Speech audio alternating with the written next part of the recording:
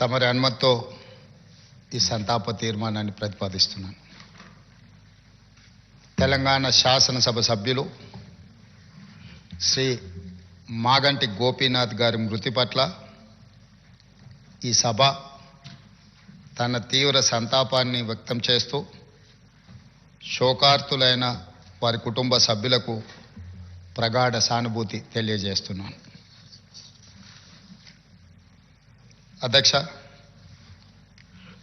మనందరికీ దాదాపు ఈ సభలో ఉన్న చాలామంది సభ్యులకు, ముఖ్యంగా హైదరాబాద్ నగరంలో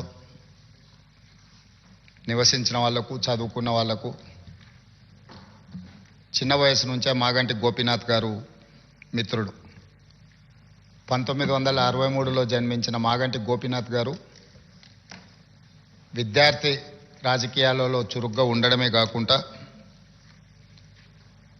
వారు 1983లో మొట్టమొదటిసారి ఎన్టీ రామారావు గారు ప్రారంభించిన తెలుగుదేశం పార్టీలో క్రియాశీలక సభ్యుడిగా చేరి ఆ పార్టీ తెలుగు యువత రాష్ట్ర అధ్యక్షుడిగా వారు దాదాపుగా 7 సంవత్సరాలు సేవలు అందించడం జరిగింది. 1985 నుంచి 1992 వరకు తెలుగు యువత అధ్యక్షుడిగా, ఎన్టీ రామారావు గారి యొక్క పరమ భక్తుడిగా, వారికి నమ్మకమైన విశ్వాసపాత్రుడైన ఒక బంటుగా ఎన్టీ రామారావు గారితోని మాగంటి గోపీనాథ్ గారికి సత్సంబంధాలు ఉండే. అదేవిధంగా వారు అర్బన్ డెవలప్మెంట్ అథారిటీ డైరెక్టర్గా హైదరాబాద్, వినియోగదారుల ఫోరం సభ్యుడిగా వివిధ బాధ్యతలను వారు నెరవేరుస్తూ వచ్చిండ్రు. అదేవిధంగా వారు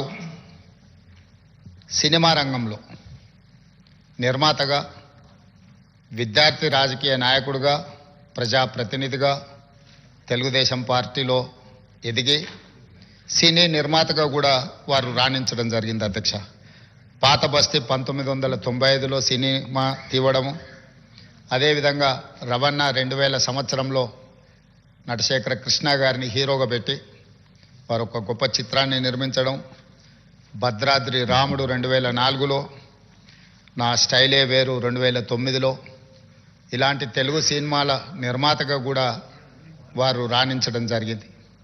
అదేవిధంగా వారికి నాకు అత్యంత సన్నిహిత సంబంధాలు, ఒక మంచి మిత్రుడు అధ్యక్ష మాగంటి గోపీనాథ్ గారు.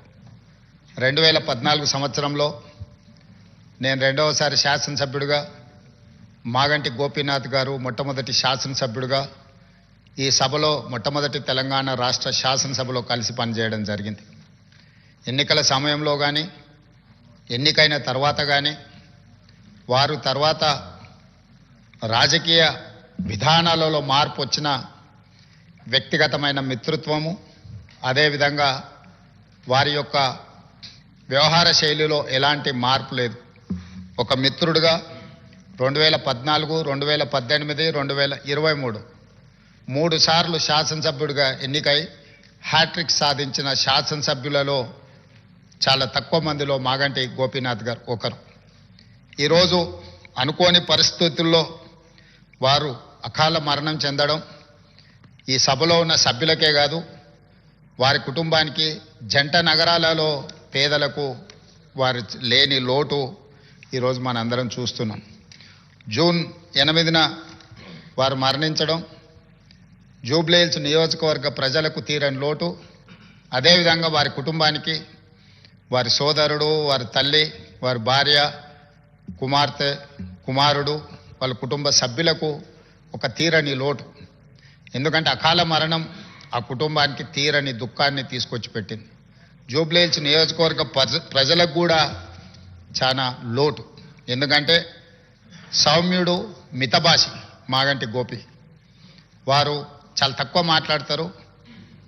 చూడడానికి క్లాస్ లీడర్గా కనిపించిన మాగంటి గోపీనాథ్ ఒక మాస్ లీడర్. జూబ్లీహిల్స్ ప్రాంతంలో ఉండే, ఆ నియోజకవర్గంలో ఉండే బస్తీలలో పేదలతో వారికి ఉన్న సన్నిహిత సంబంధాలే, రాజకీయాల పరిస్థితులు ఆటుపోట్లు ఉన్నా 3 సార్లు శాసనసభ్యుడిగా ఎన్నికై ఆ ప్రాంత ప్రజలకు వారు సేవలు అందించడం జరిగింది.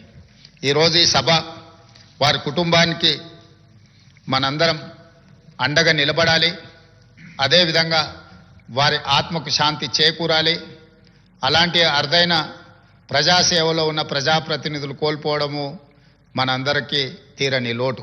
అందుకే తమరి అనుమతితో ఈ శాసనసభలో ఈ సంతాప తీర్మానాన్ని ప్రవేశపెట్టడమే కాకుండా ఆ కుటుంబానికి ప్రగాఢమైన సానుభూతి తెలియజేస్తూ వారి ఆత్మకు శాంతి చేకూరాలి అని భగవంతుడిని ప్రార్థిస్తూ తమరి దగ్గర సెలవు తీసుకుంటున్నాను అధ్యక్ష.